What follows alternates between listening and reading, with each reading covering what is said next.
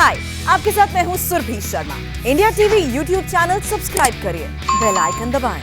और इसके साथ साथ यह भी बताया जा रहा है कि दिसंबर तक 100 करोड़ टीके लगाने की तैयारी भारत सरकार की तरफ से हो रही है। और इसे लेकर जो एडवाइजरी ग्रुप है, जिसके प्रमुख है डॉक्टर N.K. अरोड़ा, उनसे कुछ सवाल हमने पूछे थे। जरा देखिए वो क्या कह रहे हैं कोरोना को लेकर और कितने उत्साहित हैं कि अब हम कोरोना से लड़ाई जीतने के कगार पर खड़े हैं। डॉक्टर अरोड़ा, आप सबसे पहले हम आपसे जानना चाहते हैं, 75 करोड़ के आसपास वैक्सीनेशन दिया जा चुका है, एक डोज हर हिंदुस्तानी को। क्या ये अपने आप में काफी है? क्योंकि अगर हम कंप्लीट वैक्सीनेशन की बात कहें तो अभी हम शायद 20% के आसपास भी नहीं पहुंचे।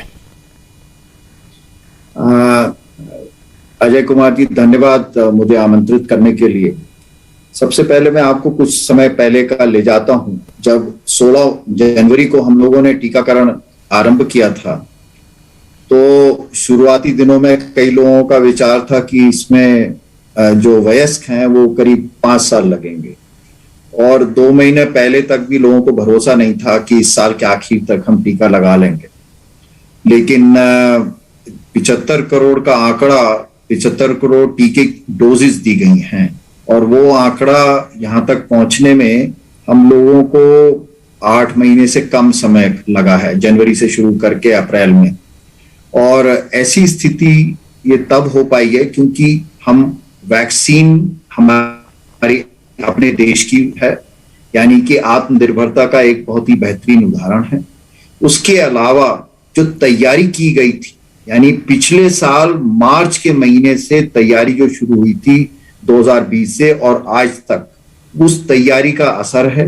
और आगे वाले 3.5 महीने में ये हमें उम्मीद है, क्योंकि जिस तरीके से वैक्सीन का सप्लाई लाइन है, कि हम लोगों को लगभग 100 करोड़ डोजेस और लगानी है, और वो हम लगा सकेंगे क्योंकि वो उपलब्ध रहेंगी।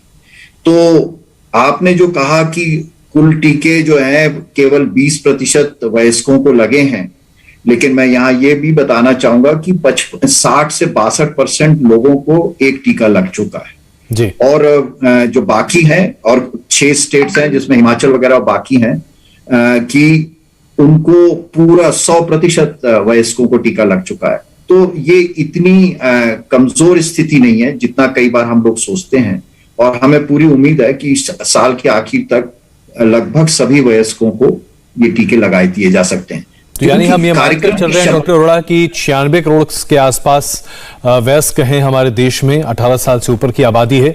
इन सभी को दिसंबर तक या शायद 1-2 महीने के अंतराल तक 2 डोजेस टीके के लग जाएंगे, या आपका खुद का आकलन है?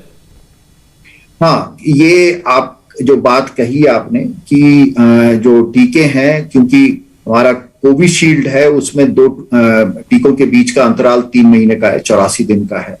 तो कुछ लोगों को टीका तो लग जाएगा, जितने जनों को पहला टीका तो लग जाएगा, दूसरा टीका हो सकता है स्पिल ओवर होने के लिए कुछ हफ्ते और ज्यादा लग जाएं, लेकिन उनके लिए पूरी तैयारी है कि हमारे पास दिसंबर तक 100 करोड़ टीकों का पूरा अरेंजमेंट किया हो।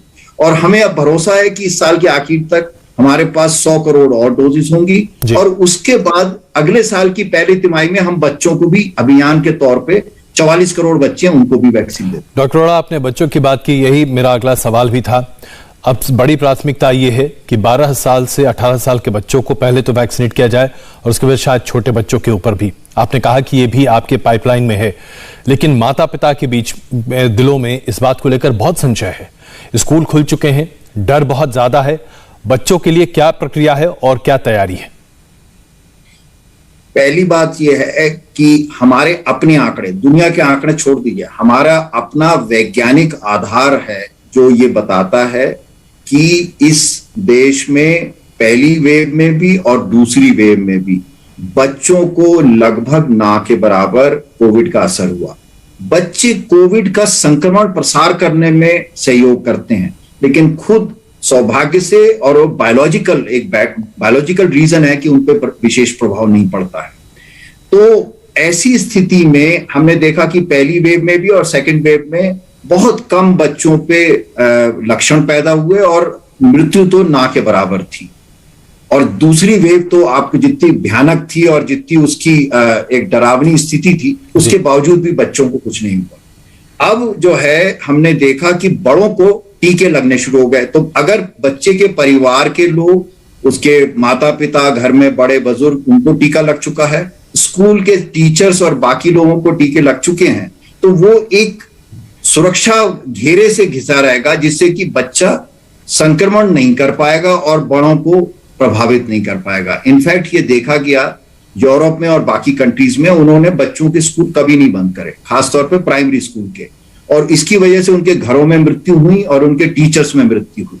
लेकिन बच्चों के बौद्धिक और जो शारीरिक विकास है, उनकी बौद्धिक क्षमताओं का जो विकास है वो बहुत जरूरी था, इस वजह से स्कूल जारी रखे। अब हमारे पास इस प्रतिरोधक एक हमारे पास आवरण बना हुआ है कि वयस्क सारे के सारे टीका लग गए। सरकार ने 2 करोड़ स्पेशल टीके स्कूल और स्कूल के कर्मचारियों के लिए रिलीज किए हैं। उसका मकसद भी यही है कि हमारे माता पिता को बिल्कुल संतुष्ट होना है कि हमारे बच्चों को कुछ नहीं होने वाला और वो खुद सुरक्षित है, लेकिन अपने आसपास के लोगों को प्रभावित ना कर सके, इसलिए स्कूल जाने दें। स्कूल उनके लिए उतना ही जरूरी है जितना डॉक्टर साहब, एक और महत्वपूर्ण सवाल है, इससे पहले कि हम चर्चा को खत्म करें, मैं चाहता हूं कि इसका जवाब भी हम आपसे ले लें। थर्ड वेव को लेकर लोग बहुत आशंकित हैं, तैयारियां भी सरकार भी कर रही है और आसपास भी लोगों के दिल में दहशत है। केरला में केसेस अब तो कम हो रहे हैं, लेकिन इसके पहले बहुत बढ़े हुए थे। महाराष्ट्र में आज भी केसेस ठीक ठाक संख्या में आ रहे हैं। थर्ड वेव की आशंका कितनी ज्यादा है? जहां तक हमारा अंदाजा है कि थर्ड वेव आने की संभावना बहुत कम है। निकट भविष्य में ऐसी कोई संभावना नहीं दिखाई दे रही। पिछले 3-4 महीने से कोई नया म्यूटेशन नहीं आया है जो चिंता पैदा करे। जो दुनिया में बाकी जगह जो बताया गया है वो भी हमारे देश में नहीं आ रहा है, क्योंकि हमारे यहाँ जीनोमिक सर्वेलेंस हो रहा है और हफ्ते के हफ्ते वो रिपोर्ट पब्लिक करी जाती है और उसके हिसाब से कोई नया वेरिएंट नहीं है।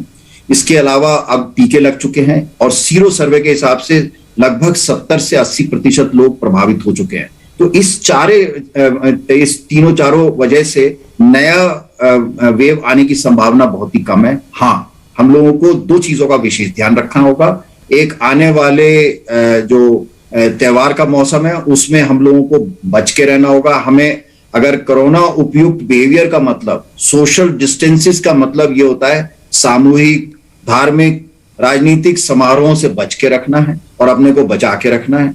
और दूसरा, टीके लगवाने में जो उत्साह और जो उत्सुकता हमें दिखाई दे रही है वो जारी रखनी है।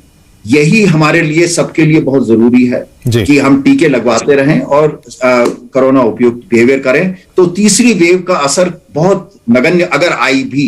इसके अलावा देश में स्वास्थ्य सेवाओं को बहुत सुदृढ़ किया जाए। बिल्कुल, बहुत धन्यवाद डॉक्टर राम से बात करने के लिए।